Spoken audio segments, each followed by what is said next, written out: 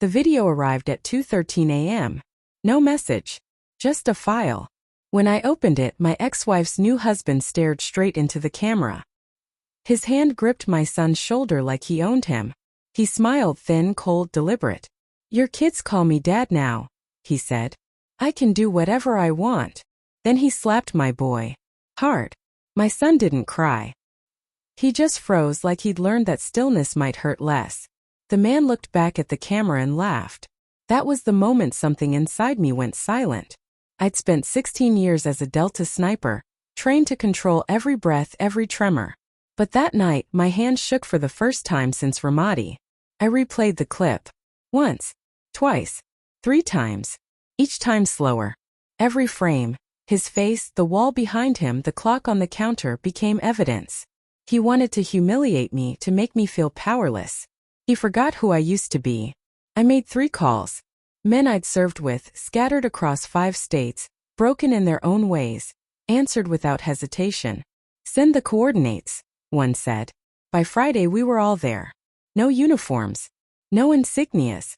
Just quiet men who remembered what loyalty used to mean. When the lights on his street went dark, it wasn't a coincidence. Lena, my ex-wife, once told me I planned everything like a mission.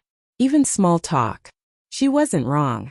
When she left, she said she wanted normal. Someone who didn't keep a rifle under the bed. I let her go, thinking peace for her meant safety for my kids. I was wrong.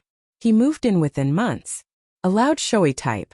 The kind of man who posts pictures with his car and quotes about being an alpha. I met him once at my daughter's birthday. His handshake was too long, too tight. Eyes locked like he was trying to prove something. I'd seen that fake confidence before. I let it slide. Until that video.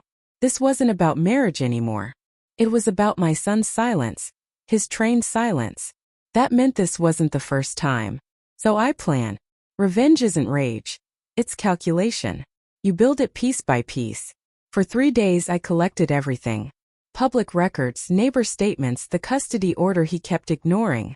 I found security footage across the street. Him raising his hand before, my son flinching, bracing. That was all I needed. I told my team only this. We're neutralizing a threat.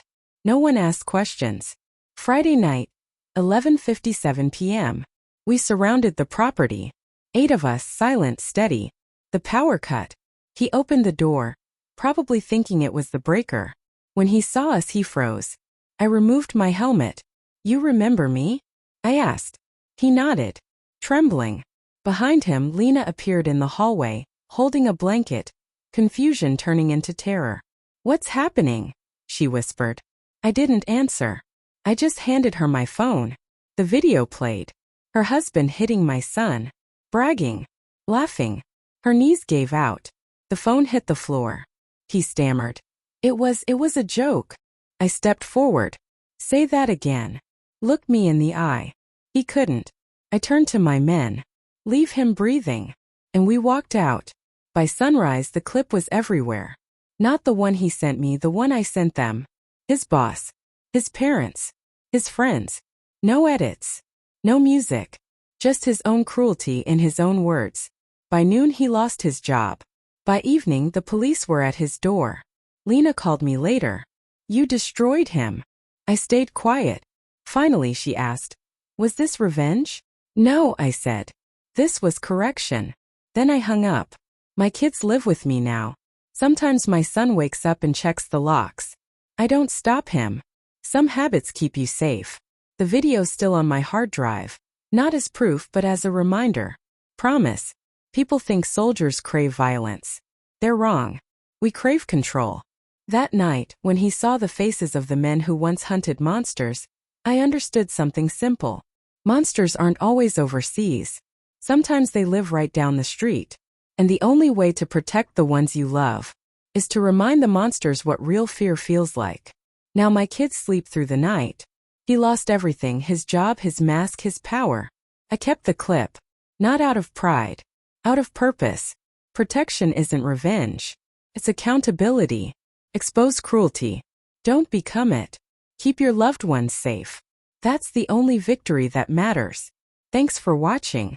Don't forget to like, share, And subscribe to Cheating Stories Insight World for more powerful stories like this one.